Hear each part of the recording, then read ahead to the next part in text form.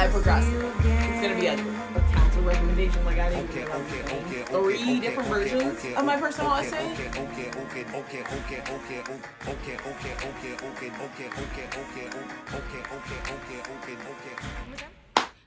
Welcome back. Okay, my name is Giselle. Welcome back to the channel, guys, or welcome to the channel. I'm clapping so much, guys. Basically, this video is going to be all about the college application process, and I'm just going to give you like a 11-step little anecdote about what I think the stages are for applications and the stages I personally went through and what happened with me. And then I'm going to break down some stages about getting recommendations, because recommendations, very important, guys. Yes, your personal essay is important, but your recommendations can be even more important. Without further ado, I'm just going to say, let's go ahead and get into it. So first, we're going to go over the stages of the college application process. And so my first stage is going to be create a list of colleges. So this should be honestly at the beginning or end of your junior year. Honestly, you can even start in sophomore year. Like this first step can be taken anytime, depending on which schools you want to go to. Sometimes you want to research a little earlier to know like what they're looking for. Like if you're trying to go for an IB school, you should have already researched their like at least the basic requirements for acceptance. That goes into the next step, which is research your high interest schools. So that list that you made of schools that you're like, these are the ones I'm applying to. Now you need to literally like in detail research. So when I did my college in-depth research, this is like the qualities I looked for. I looked at location, population, campus type, the program specifically that applied to me and what I wanted, values and what their values were, and then price, scholarships, and then credit acceptance, and then campus life. So this list might be a little different for you or a little similar. This researching is all dependent on you and what you want to focus on. This is like a little general kind of breakdown. Some of the stuff I was looking at may not, like, you might not be interested in, like you don't really care.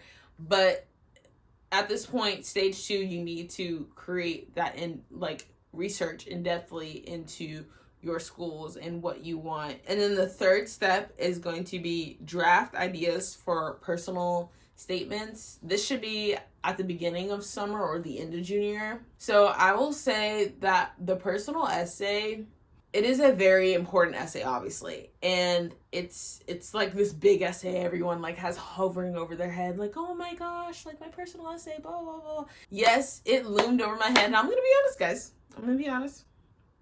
I procrastinated. I'm going to be real with you. I'm not going to lie and be like, I actually got my personal essay done like 3 months ahead of time. No, that was not me. I wrote my personal essay maybe 4 weeks, like a month before early decisions submissions, and then I think I finalized it 2 weeks before. Honestly, I can't even say fully 2 weeks. Like honestly, I was literally having an interview with a Mike's counselor advisor literally like 3 days before submission, because I was like, I don't know if this is good, and I was literally stressing. So like I honestly like don't follow my route, but if you do and you do procrastinate the personal essay, I get it. But in general, make sure you already have drafted ideas, because even though I didn't write my personal essay until a month before, like, and finalize it till like 2 weeks to a week before, I'm just gonna be on, like, I drafted and I created ideas. So like that's why I wasn't stressing too much, because at the beginning of summer I literally went through a Google Doc and wrote down all my ideas of what I think my essays could be about and what I could write about. It doesn't have to be literally like a first draft. It can literally just be brainstorming. My fourth step is write the first draft of your personal statement. I'm just gonna be honest, it's gonna be ugly. It's gonna be really ugly. I think I went through like 3 different versions of my personal essay, but don't let that discourage you, because in the end, like you'll write something eventually and be happy with it. Like, don't settle for that first draft if you do write it and you're like, oh, I can't write another one. Like if you really feel like, oh, I'm done, like, okay. But if you're not happy and you feel like, I don't know about that one, no, just write another one. Like when I say I have so many like revisions and like draft, like I have 3 different versions, like personal essay versions, and like all of them all have their own individual drafts. Like it's a process. My 5th step is going to be have others review your personal essay. So that first draft, if you want to go ahead and get someone to look at it, have a parent, a friend, a teacher, whoever you trust, adult, to look at it and review it and just see what they like and what they don't. Don't give them something that you really are like, ew, that's disgusting, because then you're just gonna waste their time and they're not gonna want to revise another one. Honestly, I went by the rule of like having a person only review my essay once. You want to make sure you put your best to people, because that's what you want, like, reviewed. My next step is going to be create a login for Application Center. So this step is specifically going to be obviously when Common App opens and their whole thing, you can start creating an account. My 7th step is going to be add all colleges to your Application Center. So that list of colleges that you said that you were going to apply to at the beginning, the summer or whenever you made your list, the end of junior year, you put all those colleges straight in and you add them into your Common App, and they will show up on the left side. My 8th step is going to be fill in the overview and like the basic information for Common App. You can honestly do this even before the colleges are added and stuff. And you can add colleges, like you can fill out the basic like what's your name, like middle name, family, extracurriculars. Like I say, honestly, get that done early, because honestly, it's kind of be tedious. You just want to have that already done because it gets submitted to all of the colleges.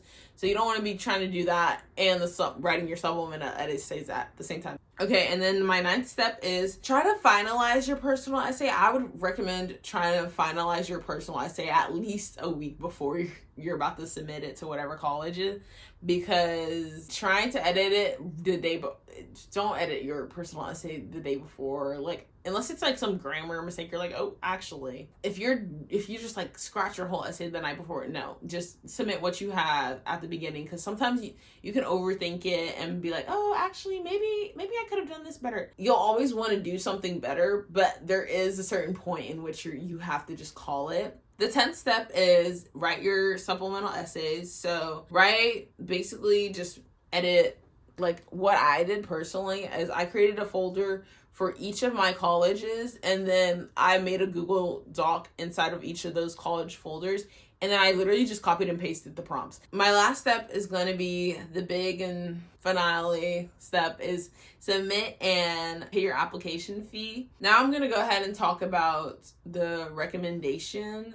All these steps and like tips coincide with the stages that I was talking about previously. The first thing you want to do is plan ahead of like what teachers you want to ask. So usually colleges have you submit 2 recommenders. Make sure you choose your teachers wisely, because you only get 2. Like I said, you only get 2 to showcase who you are, and you don't want to choose a teacher that's like maybe seen you like just in class and that's all, and they just see you just sit in the back corner and they're like, oh, the student showed up to school. Like, no, you want a teacher to be elated about you. And like specifically, you want to make sure you have teachers that cover not only your, oh, this is a good student, like they're so like on top of their grades, blah, blah, blah. You also want a teacher that talks about your character. That is so important. There's thousands of good students, okay? I'm sorry, you know this. They don't need a teacher just keep telling them what they can see in that. They want to also know your character, your leadership that you may show in class, or your humor, or how you bring people together. Like, they want to know your character inside a classroom and outside of a classroom. So my next little tidbit step is ask your teachers at the end of junior year or like the second week of senior year. It depends on the teacher, but personally, some teachers they don't write that many. It's different for teacher to teacher, but some teachers will literally cap it at 5. So you have to make sure you're one of the first ones, because usually those teachers are like the best, like teachers, like write like whole essay paragraphs and paragraphs and a whole book about like on recommendations and stuff. And so in order to get those really good recommendations, you have to be competitive. My next thing is provide an overview sheet. So I'm just gonna let you know, teachers, again, they get a lot of people they need to recommend in. You might be their favorite student ever, but they also have their own lives. Like they have a husband, a wife, kids, whatever. They have their own life at home, and school is not only their life, and like you are not their center of the world. So they're not going to know everything about you. So like they see you in their class and maybe in a extracurricular or whatever, but they usually don't know like every single detail of your life. And so it really just helps when you provide like a little overview cheat sheet for teachers. Like when I say like teachers like thrive on those sheets, because they can just be like, oh, this is what I want to include. Oh, they also do this, like blah, blah, blah, blah. On these sheets, it like had my GPA, my ranking, my extracurriculars, my honors awards, and like little like descriptions about like my hours and like my work and like stuff like that, just so they get a full picture of stuff maybe they don't see, and oh, I forgot she did that, or oh, I didn't even know she did that. The next little tidbit is to provide a date when you need your recommendation. Usually teachers will ask this because they know there's certain like deadlines, because if you're applying early, obviously you're gonna need it a lot sooner than like a regular application decision day and whatever. And so you just need to make sure you're organized with that, and like make sure you have certain dates set for when they need to turn it in.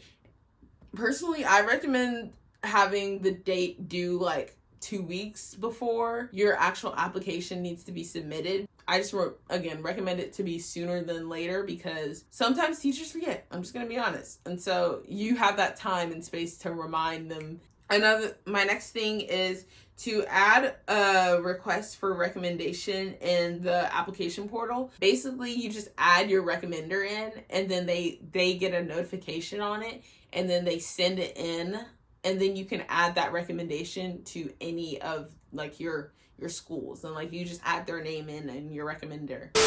I forgot to mention, waive your right to view your recommendation. It's a very important part, because it basically states that like you can't read the recommendation, and so the recommendation goes blindly in without you knowing what it says. And it just again gives colleges more confidence that the teacher's words are the real words, and it also makes your teachers a little more comfortable to say even more about you, even though like obviously again, this is why it's also important to pick the right teacher, because if it's a teacher who doesn't like you, they can badmouth you all they want, like, and you would never know. So again, make sure you waive the right to see it, because that's very important. Colleges like that, they don't really like recommendations where students can see it first. I'm specifically talking about Common App. Make sure you also get your counselor's letter. Like that's something very important, because I didn't even realize that you need like a counselor recommendation. Like I didn't even know that was a thing. My last piece of like advice and like a little steps on recommendations is make sure you check in with those teachers a week before a deadline. Just make sure you remind to your teachers, because they have so much. They're getting things situated, there are new classes in, grading systems and trimesters or semesters ending, whatever. You just have to remind them and make sure they like remember, oh yeah, you had a recommendation you said you'd write me. Other than that, that's pretty much all my advice for you guys. Hope you guys liked the video. Again, if you have any other videos that you want me to make, leave a comment down below. Like I'm here to help. Again, don't forget to, come on, you know it, subscribe. Go ahead. I post every Tuesday. Again, if you have any videos, let me know. But other than that, my next kind of few videos are going to be getting even closer. There's going to be a lot of Stanford videos coming up soon, because I'm moving, moving day is getting a little closer. So you'll be seeing those videos and a lot of Stanford content coming up in a couple weeks. But other than that, I'll see you guys next week, and hope you have a good day. Bye.